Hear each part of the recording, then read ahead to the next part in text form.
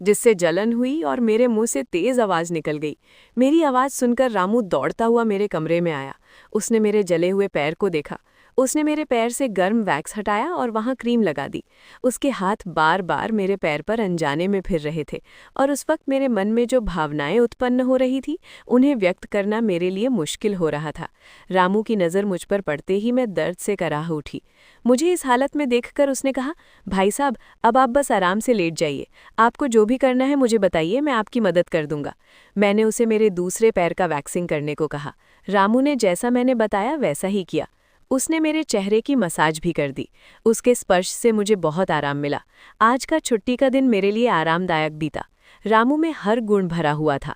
वो किसी भी काम में पीछे नहीं था। आज रात मैंने उसे मेरे कमरे में सोने के लिए मना कर दिया। दिन भर मैं घर में नहीं होती, कम से कम रात को तो मुझे मेरे बच्चे के साथ अकेले समय बिताना चाहिए। हर बार रामू का आना मुझे पसंद नहीं था, इसलिए मैंने उसे कमरे में सोने के लिए मना कर दिया। इस तरह दिन बीतने लगे। कुछ दिनों तक रामू के बिना आरव रात को सो नहीं पाता था, लेकिन धीरे धीरे उसने रोना बंद कर दिया। मुझे अपने अंदर कुछ बदलाव महसूस होने लगे थे। सुबह उठते ही मेरा शरीर बहुत दुखने लगता था। अचानक ये सब क्यों हो रहा है, समझ नहीं आ रहा था। कुछ दिनों में मेरी शारीरिक पीड़ा इतनी बढ़ गई कि मुझे बिस्तर से उठने की भी इच्छा नहीं होती थी। तब मैंने ऑफिस से 1 हफ्ते की छुट्टी ले ली। कुछ दिनों आराम किया, शायद थोड़ा ठीक हो जाऊं। अब पूरा वक्त आरव रामू के साथ रहता था। जब उसे भूख लगती तो वो बीच बीच में मेरे पास आ जाता। आज मैं अपनी कमर पकड़कर बैठी थी। रात को रामू पानी लेकर मेरे कमरे में आया। मेरी कमर पर हाथ देखकर उसने समझ लिया कि मुझे बहुत तकलीफ हो रही है। रामू ने कहा, भाई साहब, अगर आपको कोई आपत्ति ना हो तो मैं आपकी कमर की मालिश कर देता हूँ। मेरी कमर इतनी दुख रही थी कि मैंने उसकी मालिश के लिए हाँ कर दी, लेकिन उससे पहले मैंने अपने कमरे की लाइट बंद कर दी। छोटे जीरो बल्ब की रोशनी में मेरी कमर उसे नहीं दिखेगी, इसलिए मैंने कमरे की बड़ी लाइट बंद करके जीरो बल्ब जला दिया। वो जब मालिश कर रहा था मुझे बहुत आराम मिल रहा था। मालिश करने से मेरी पीड़ा जैसे झट से गायब हो गई थी। मालिश करते समय रामू ने मुझसे पूछा, भाई साहब, आपको आरव के पिता की कभी याद नहीं आती? आप इतनी सुंदर और जवान होकर भी अभी तक अकेली क्यों हैं? उसके सवाल का मेरे पास कोई सही उत्तर नहीं था। मैंने उससे कहा कि शायद तुम्हारे सवाल का उत्तर मेरे पास नहीं है। उस सवाल पर वही विराम लग गया। रामू की मालिश से मुझे अच्छी नींद आ गई थी। अगले 2 दिन बाद वो तारीख थी जब मैंने अपने प्रेमी से मुलाकात की थी। आखिर वो दिन आ ही गया। उस दिन मैंने दिन भर अपने मन को किसी न किसी काम में व्यस्त रखने की कोशिश की, लेकिन रात के अंधेरे में मुझे अपने प्रेमी की बहुत याद आ रही थी। आज वो मेरे साथ नहीं था, लेकिन वो मेरे बच्चे का पिता था। आरव को देखकर मुझे रोज उसकी याद आती थी और आज मैं अपनी भावनाओं को छुपा नहीं पाई। मैं अपने कमरे में जोर जोर से रोने लगी। आरव पास में सो रहा था, इसका भी मुझे ध्यान नहीं रहा। मैंने आज अपनी दवाइयाँ भी नहीं ली थी। रामू पानी लेकर मेरे कमरे में आया। मुझे रोते हुए देखकर उसने मुझे पानी पिलाया। जब मैं शांत हुई तो उसने मुझे दवाइयाँ दी। मेरे रोने की आवाज़ से आरव हल्का हिलने लगा। वो जाग ना जाए इसलिए रामू मुझे अपने कमरे में ले गया। वहाँ जाकर मैंने उसे कस कर गले लगा लिया। ऐसा लग रहा था कि मैंने अपना होश खो दिया था। मेरा रोने का कारण सुनकर रामू भी शांत हो गया था। वो लगातार मेरे आंसू पोंछ रहा था। रोते रोते मैंने उसका कंधा पकड़ लिया। धीरे धीरे मैंने उसे और करीब खींच लिया। मैंने उससे कहा, रामू, आज की रात मैं तुम्हारे साथ बिताना चाहती हूँ। तब रामू ने कहा, भाई साहब, मैं अभी छोटा हूँ, मुझे कुछ भी नहीं आएगा। उसकी बात सुनकर मैंने उसे और पास खींच लिया। उस रात मैं उसके कमरे में थी, लेकिन सुबह जब मैं उठी तो वो मेरे पास नहीं था। उसकी शर्ट वहीं पड़ी हुई थी। जब मैं बाहर गई तो मैंने देखा कि रामू मेरे बच्चे को दूध और बिस्किट खिला रहा था। मुझे आरव का ख्याल नहीं आया था, लेकिन रामू ने नहीं भुलाया। उसने हम दोनों माँ बेटे को खुश कर दिया था। रात की थकान के बाद मैं सुबह देर से उठी थी।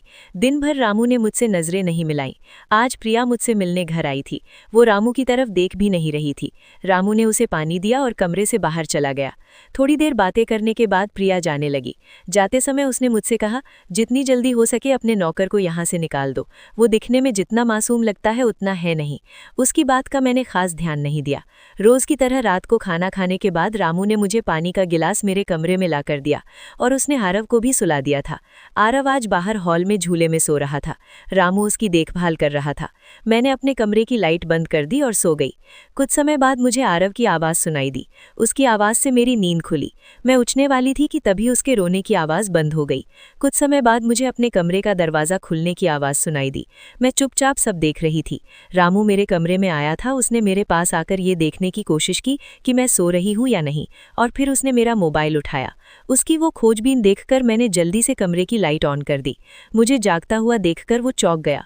मैंने उसके हाथ से अपना मोबाइल छीन लिया। मैंने उससे कहा, रामू, ये सब क्या चल रहा है? तुम इस वक्त यहाँ क्या कर रहे हो? वो कुछ नहीं कहकर वहाँ से जाने लगा, लेकिन मैंने उसे इतनी आसानी से छोड़ने का इरादा नहीं किया था। मैंने उसे उसका वीडियो दिखाया जिसमें वो प्रिया के बॉयफ्रेंड पर हाथ उठा रहा था। उस दिन रोहन के मोबाइल का कैमरा गलती से चालू रह गया था और उसमें उनकी हाथापाई रिकॉर्ड हो गई थी। सुबह जब प्रिया मुझसे मिलने आई थी तब उसने मुझे वो वीडियो दिखाया था और तब से मैं रामू पर नज़र रख रही थी। रामू, तुमने झूठ क्यों बोला? तुमने रोहन पर हाथ क्यों उठाया? तब उसने कहा, जो भी आप पर बुरी नज़र डालेगा उसके साथ मैं यही करूंगा मालकिन। उस रात जब रोहन नशे में था वो आपके कमरे में आया था। वो आपके साथ कुछ गलत करने की कोशिश कर रहा था और इसलिए मैंने उस पर हाथ उठाया।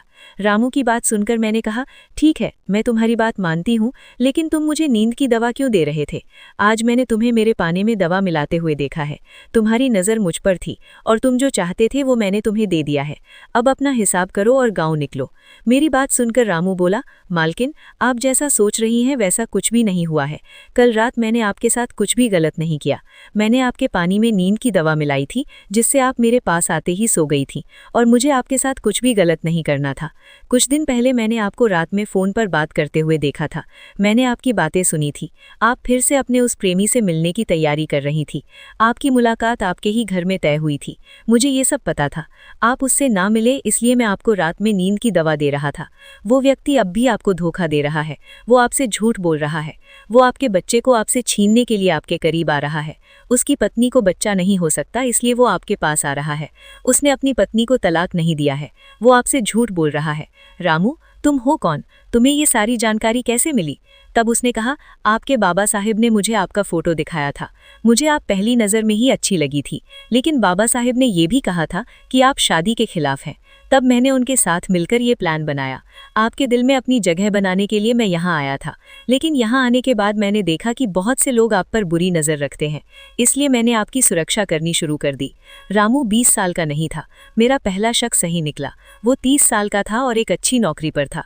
उसने मेरे प्यार के लिए इतनी मेहनत की थी।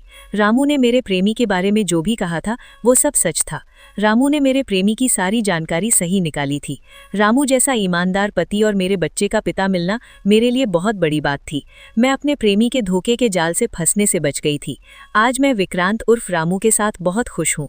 वो मुझसे और मेरे बच्चे से बहुत प्यार करता है। मेरे बाबा साहिब की वजह से आज मेरा परिवार शुरू हुआ। मुझे रामू जैसा पति मिला, ये मेरा सौभाग्य था। दोस्तों, जो आपसे सच्चा प्यार करता है वो किसी भी कठिनाई में आपका साथ नहीं छोड़ता। रिश्ते निभाने वाले को किसी वजह की ज़रूरत नहीं होती और रिश्ते तोड़ने वालों के लिए एक बहाना भी काफ़ी होता है। तो दोस्तों, ये थी हमारी आज की छोटी सी कहानी। आपको ये कहानी कैसी लगी कमेंट करके ज़रूर बताएं। अगर आप ऐसी ही और भी इंटरेस्टिंग कहानियाँ सुनना चाहते हो तो चैनल को सब्सक्राइब ज़रूर कर लें और बेल नोटिफिकेशन ऑन कर लें ताकि आपको मेरी आने वाली हर वीडियो समय सिर मिल सके। कल मिलेंगे एक और वीडियो के साथ।